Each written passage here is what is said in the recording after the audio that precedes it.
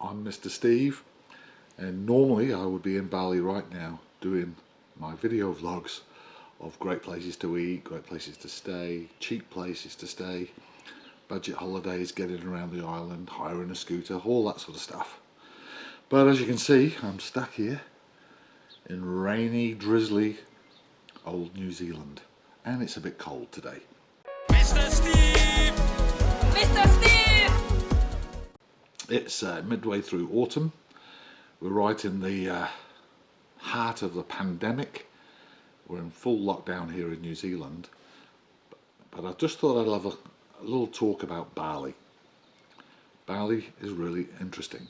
One of the most beautiful places in the world, my favourite place in the world, a place I wish I was in right now. And I'll just start off by saying I make bacon for a living. I'm not an epidemiologist, I'm not a virologist, so these are just my thoughts on some of the facts of living through this virus and what's going on in Bali. Now not a lot of people understand this virus yet. Even the World Health Organization doesn't understand it. We need global solidarity that's cemented on genuine national unity. Without the two, without national unity and global solidarity, trust us, the worst is yet ahead of us. Let's prevent this tragedy. It's a virus that many people still don't understand. As you know, Bali, with a population of just over 4 million people, but it relies 90% on tourism. 6 million tourists a year go to Bali.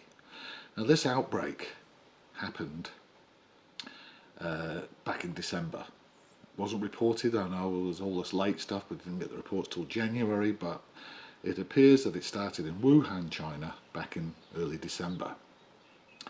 Now if you look at Bali and its tourism, 6 million tourists a year, 25 to 30% of those tourists come from China. And would you believe it, Wuhan, the epicenter of the disease, 5 flights a week go from Wuhan to Bali. So if you think about it and you work it out, in December and January, 200,000 tourists came from the China mainland. 200,000. And if you think of 5 flights a week from Wuhan, a good proportion of that number would be from Wuhan as well. On top of that, Bali had, over those 2 months, 400,000 plus visitors from other parts of the world. Mostly Australia, but Russia, Europe, all over the world. So you'd expect of all little islands, because we're all packed in a little bit in Bali as well, especially around Kuta and Legian and Seminyak and Canggu, you'd expect that of all the places in the world to have relinquished to the epidemic, Bali would have been one of them. You'd expect with all 600,000 visitors, a third of them from China at that time, you'd have thought that the virus would have spread like crazy, but it hasn't. Bali has had 2 deaths, and they were foreigners, not Balinese. You've got to remember Bali shut down the airport on February the 5th for all travellers from China. So they cut in pretty quick, they got there pretty quick, but still there was 2 months of visitors before that shutdown. And it wasn't until mid-March where they started shutting down the schools and flights from other parts of the world. So, you know, some could say that was a bit slow getting going, but as it's proved out, it's hard to get good data from Indonesia, but you can rely on the fact that there's only been 2 COVID-19 coronavirus deaths, and both of them were tourists. If you think about it, why is it? Why? Let's look at the facts. Fact number 1, we know that 80% of the people who contract coronavirus have very, very mild or no symptoms at all. 80%.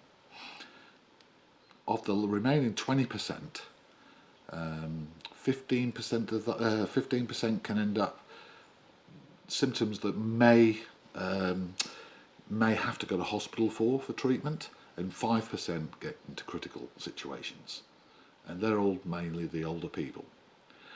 So the question has to be asked, why is Bali seemingly immune from this? There are a few theories out there. Now this is just my theory. I'm not an epidemiologist, I'm not a virologist, but with all those visitors that came in December and January,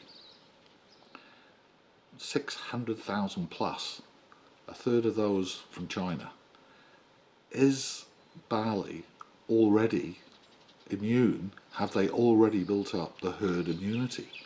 They talk about herd immunity. This is with vaccines and all that sort of stuff. So that if they can get a good percentage of the population immune, then the virus won't spread.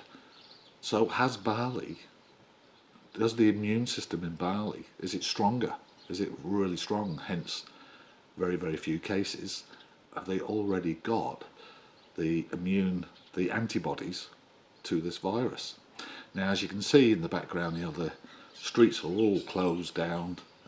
The tourism is dead. Hotels are closed, restaurants are closed. Some are still remaining open, and a few of the markets are still staying open, shorter hours and all that sort of stuff.